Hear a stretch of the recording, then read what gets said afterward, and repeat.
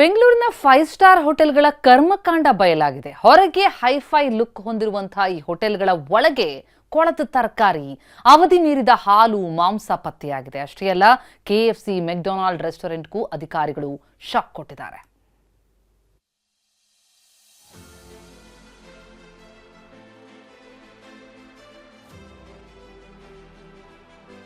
ಮೇಲ್ನೋಟಕ್ಕೆ ಪಂಚತಾರ, ಹೋಟೆಲ್ ಒಳಗೆ ಅವಾಂತರ. ಬೆಂಗಳೂರಿನಲ್ಲಿ ಐಷಾರಾಮಿ, ಹೈ-ಫೈವ್, 3 ಸ್ಟಾರ್, 5 ಸ್ಟಾರ್ ಹೋಟೆಲ್ಗಳ ಮೇಲೆ ದಾಳಿ ನಡೆಸಿದ ಆಹಾರ ಸುರಕ್ಷತಾ ಇಲಾಖೆ ಸರಿಯಾಗಿಯೇ ಬಿಸಿ ಮುಟ್ಟಿಸಿದೆ. ಅವಧಿ ಮೀರಿದ ಹಾಲು, ಕೊಳೆತ ತರಕಾರಿ, ಲೇಬಲ್ ಇಲ್ಲದ ಮಾಂಸ ಸೀಸ್ ಮಾಡಿದೆ. 26 ಪಂಚತಾರ ಹೋಟೆಲ್ಗಳು ರೂಲ್ಸ್ ಬ್ರೇಕ್ ಮಾಡಿರೋದು ಬಟಾಬಯಲಾಗಿದೆ. ಅಧಿಕಾರಿಗಳು ದಾಳಿ ಮಾಡಿದಾಗ ಅಡುಗೆ ಮನೆ, ಆಹಾರ ಸಂಗ್ರಹಣಾ ಸ್ಥಳದಲ್ಲಿ ಸ್ವಚ್ಛತೆ ಇಲ್ಲದಿರೋದು ಕಂಡುಬಂದಿದೆ. ಅವಧಿ ಮೀರಿದ ಹಾಲಿನ ಉತ್ಪನ್ನ, ಬೇಕರಿ ಉತ್ಪನ್ನ, ಕೋಳಿ, ಮಾಂಸ, ಮೀನು, ತರಕಾರಿಗಳನ್ನ ನಿಯಮದಂತೆ ಸಂಗ್ರಹಿಸಿಟ್ಟಿಲ್ಲದಿರೋದು ಪತ್ತೆಯಾಗಿದೆ. ಹಾಗೆಯೇ ಸಸ್ಯಾಹಾರ ಮತ್ತು ಮಾಂಸಾಹಾರವನ್ನ ಪ್ರತ್ಯೇಕವಾಗಿ ಸಂಗ್ರಹಿಸದೇ ಇರೋದು ಬಯಲಾಗಿದೆ. ಆಹಾರ ಉತ್ಪನ್ನಗಳ ಮೇಲೆ ತಪ್ಪು ಲೇಬಲ್, ಕೊಳೆತ ತರಕಾರಿ, ಆಹಾರ ಪದಾರ್ಥಗಳನ್ನ ಹೋಟೆಲ್ನ ಕಿಚನ್ನಲ್ಲಿ ಸಂಗ್ರಹಿಸಿಟ್ಟಿದ್ದನ್ನ ಅಧಿಕಾರಿಗಳು ಪತ್ತೆ ಮಾಡಿದ್ದಾರೆ. ನಿಯಮ ಉಲ್ಲಂಘಿಸಿದವರ ವಿರುದ್ಧ ಕ್ರಮ ಆಗುತ್ತೆ ಅಂತ ಆರೋಗ್ಯ ಸಚಿವ ಯುಟಿ ಖಾದರ್ ಹೇಳಿದ್ದಾರೆ. ಯಾವ ರೀತಿ ಇದೆ, ಯಾವ ಪರಿಸ್ಥಿತಿ ಅಂತ ನಾವು ಜನಕ್ಕೆ ತೋರಿಸಿ ಕೊಟ್ಟಿದ್ದೇವೆ.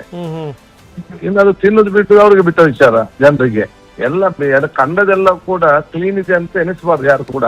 ಯಾವ ರೀತಿ ನಮ್ಮ ಕೈಗೆ ಸಿಕ್ಕಿದ್ರೆ ಬಹಳ ಕಠಿಣವಾದ ಕ್ರಮ ಇದೆ ಅಂತ ನಾವೆಲ್ಲರಿಗೂ ಕೂಡ ತೋರಿಸಿ. That is important. ಇನ್ನು ದಿ ಲಲಿತ್ ಅಶೋಕ್ ಹೋಟೆಲ್ನಲ್ಲಿ 76 ಕೆಜಿ ಮಾಂಸ, 200 ಕೆಜಿ ತರಕಾರಿ, 32 ಲೀಟರ್ ಅವಧಿ ಮೀರಿದ ಹಾಲು ಸೀಸ್ ಮಾಡಲಾಗಿದೆ. 4 ಸೀಸನ್ ಹೋಟೆಲ್ನಲ್ಲಿ 19 ಕೆಜಿ ಮಾಂಸ ಸಿಕ್ಕಿದೆ.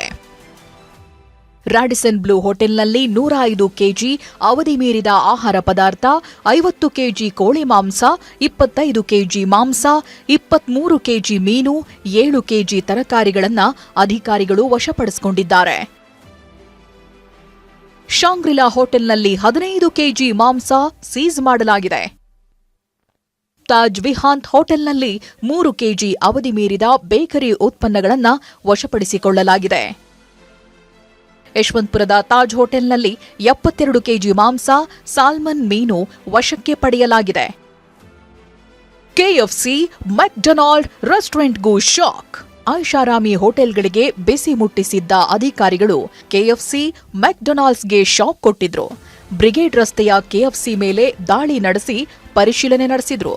ಈ ವೇಳೆ ಸಾಸ್ಗಳ ಮೇಲೆ ಲೇಬಲ್ ಇಲ್ಲದೇ ಇರೋದು ಕಂಡುಬಂದ ಹಿನ್ನೆಲೆ ಸಿಬ್ಬಂದಿಯನ್ನ ತರಾಟೆಗೆ ತಗೊಂಡ್ರು.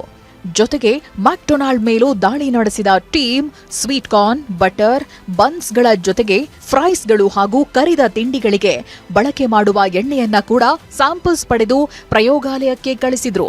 ಸ್ಥಳದಲ್ಲೇ ನೋಟಿಸ್ ಕೊಟ್ಟಿದ್ದೀವಿ. ಈ ವಾರದಲ್ಲಿ ನಾವು ಎನ್ಕ್ವೈರಿ ಕರೆದು ಅವ್ರಿಗೆ ವಿಚಾರಣೆ ಮಾಡ್ತೀವಿ.